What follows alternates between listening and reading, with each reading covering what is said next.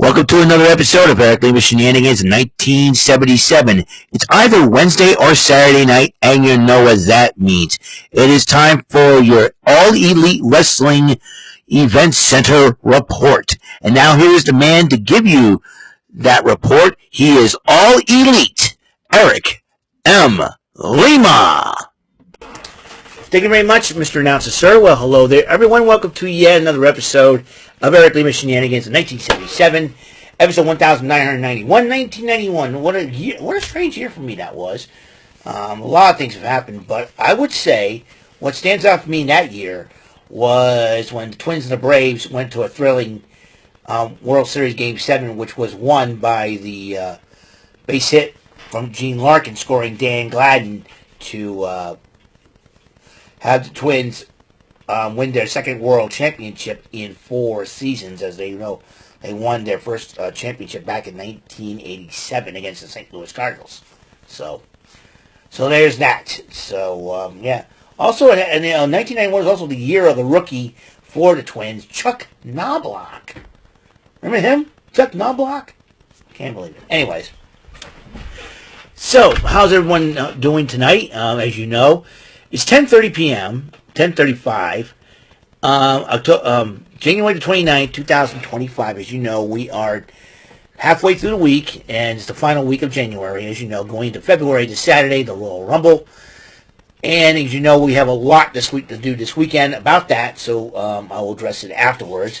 But let's get going about AEW Dynamite taking place in Huntsville, Alabama. Will Ospreay one-on-one with Brian Cage of the Don Callis family.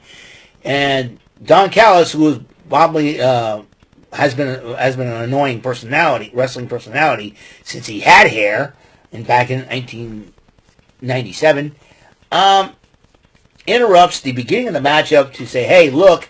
And Kenny Omega was attacked in the back. Who attacked him? Gee, I wonder.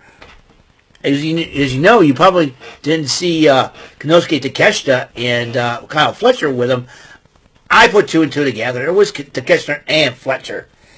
Anyways, Don Callis and was joining Excalibur, Taz, and Tony Schiavone on commentary.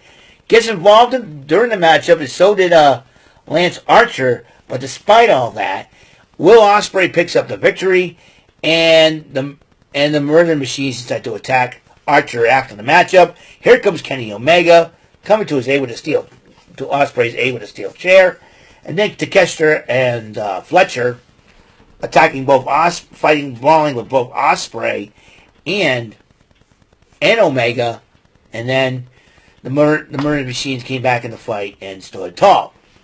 So they say that there's a 5th or 6th member of the Don Callis family. Who is it? Who knows for sure? Who knows? Is Ospreay or Omega coming back to the Don Callis family? Or does Don Callis have someone else in mind? Might I digress? Who knows?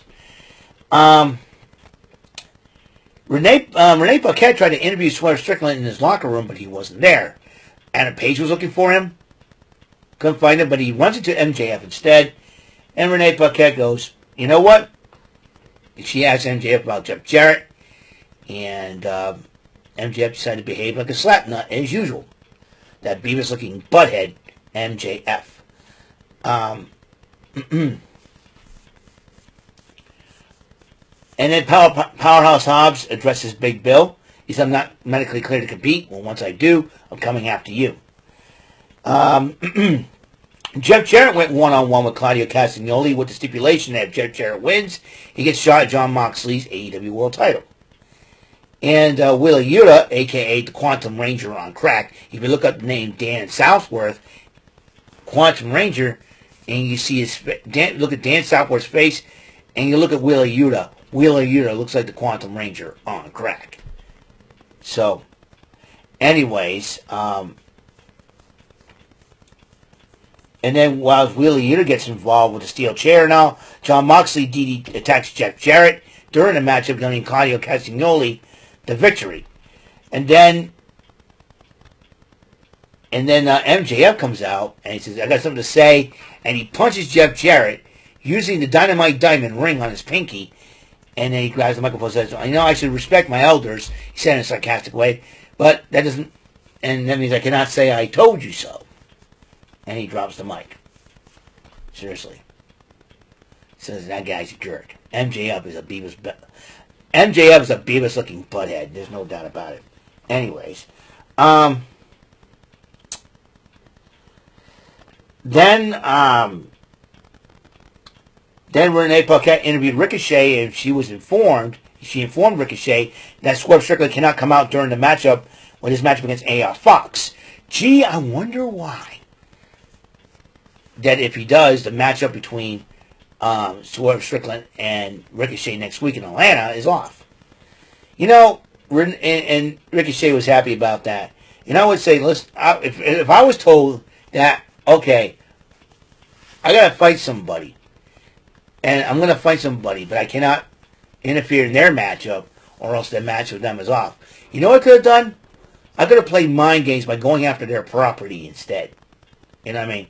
If it was a wrestling, like, smash their car or something like that, I don't encourage it, it was a wrestling storyline, how wrestlers are, okay, I can't put my hands on you, how am I going to get you to come out here and, get you to touch me or something like that and make it personal? Oh, I can destroy someone's car.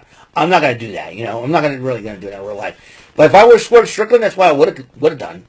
But I think Swerve Strickland fought better, I think. So it was a heck of a matchup between Ricochet and AR Fox. Ricochet wins the matchup. Swerve Strickland, after the match, attacks Ricochet. And then Ricochet was holding AR Fox hostage with a pair of scissors. And Prince Nana was with Swerve Strickland.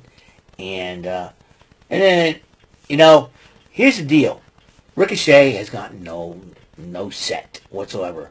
Ricochet thinks the AEW is where it's at. Hey, the WWE gave you in the United States an Intercontinental title. And a future bride on top of that. At least you should be thankful towards the dang company. So.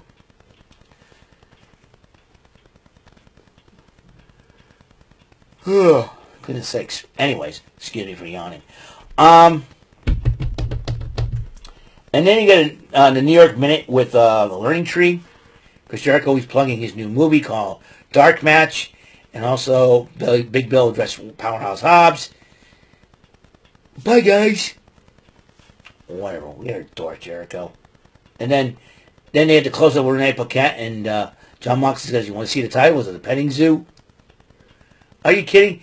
John Moxley, if you're the champion, you say you are, you got to show the people the proof. Got to show people the evidence, the title. The title belt. You give it to Marina Shafir and handcuff it. All you gotta do is knock out Marina Shafir, use bolt cutters, and then say, I got the title. And you know what? Oh my goodness. Tony Khan should have done a lot of things with this storyline. Come on, man. You know why AEW is right now going straight down to Bemis? Because Tony Khan does not know. He wants to have all his friends. He wants to be an internet. He wants to be a wrestling mark. Dude, Tony, come on. Get some storylines going. The only two things that have been great about AEW, and I will address them when I get to it. Jay White versus the Quantum Ranger on crack, Wheeler Yuta. And Jay White ended up winning that matchup. And then Jay White decided to send a message to Death Riders by attacking Yuta after the matchup. But then Moxley and Castagnoli were helping out Wheeler Yuta. Rated FTR, that means Cope, a.k.a. Adam Copeland, a.k.a. Edge. And FTR came out. Dax Harwood addresses the Death Riders, said, that the one thing I can't stand is you disrespecting his hero, his idol, Ricky Morton. All right? And so he says, and he felt like Dennis Condrey's here tonight, so here's the deal. We'll have a Mid-South street fight this coming Saturday. So that's what... So something to think about. Renee Paquette interviewed Mariah May, and Mariah May thinks that Toni Storm is not real, and she vows to beat the Timeless One. Timeless Toni Storm, number one of the two good reasons that AEW has going for them. Timeless Toni Storm. I love the storyline. I love the character. I thought it was great. She can be funny, and not only that, she's gorgeous. And look at, and she's gorgeous on top of everything else. Mariah May is too stuck up for me. She's beautiful, but in here, not. In here, ugly. Ugly in here. She's maybe beautiful on the outside, Mariah May is, but in here, her attitude makes her ugly. That's all I'm going to say about that. And I hope Toni Storm, the Timeless One, beats her for her 4th World Championship. Be the first ever 4-time AEW Women's World Champion. The Gardens basically returning soon. We don't know what's going on with them. Will they reunite with their dad now that the Acclaim is split up? Who knows? Well, we shall find out. Speaking of tag teams, the Hurt Syndicate addressing being the new tag team champions. And they plan on hurting people with a long reign for a while. Okay, I'm going to address the second thing that AEW has going for them. The Vendetta. No, not them. Deonna Purrazzo and Taya Valkyrie said, was about to watch their TBS title match. Deonna Purrazzo goes, that would have been me, but it had not been for Harley Cameron. And Taya Valkyrie goes, Harley Cameron, since you decided to stick your balloons where they belong, well, she stick her nose into it. But anyways, if I'm thinking what she meant by balloons, well, Harley Cameron does have nice balloons. After all, Harley Cameron is the second thing going on for AEW. Her humor, her wit, her talent. Maybe she got the beauty of Olivia Newton-John, the singing talent of Kylie Minogue. You combine them, you got the lovely Harley Cameron. Anyways, they want a piece of Harley Cameron. And then the TBS title was on the line, Mercedes Mone versus Yuka Sakazaki, the magical girl from Southtown. And this was a heck of a matchup until Yuka Sakazaki went to go for the magical girl splash. Mercedes Mone put her knees up, tried to put her in the bank, and she got out of it. And then finally, a second attempt at the Moneymaker, she hit it and pinned Yuka Sakazaki to retain her championship. So, to retain the TBS championship, she's also, Mercedes Mone is also the Rev Pro British Strong Women's Champion, undisputed, which she defeated Mina Shirakawa for. And not only that, she's also the New Japan Strong Women's Champion. As you know, like I said, the two best things going for AEW right now, Timeless Toni Storm and Harley Cameron. That's all I'm going to say in that matter. But that's all for episode 1991. We're 9 episodes away from the epic episode of 2000. Big things, Rant and Rave coming up.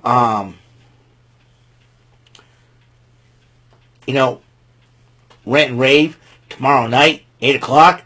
We're going to address the Royal Rumble, pick some predictions on there, and everything else in between.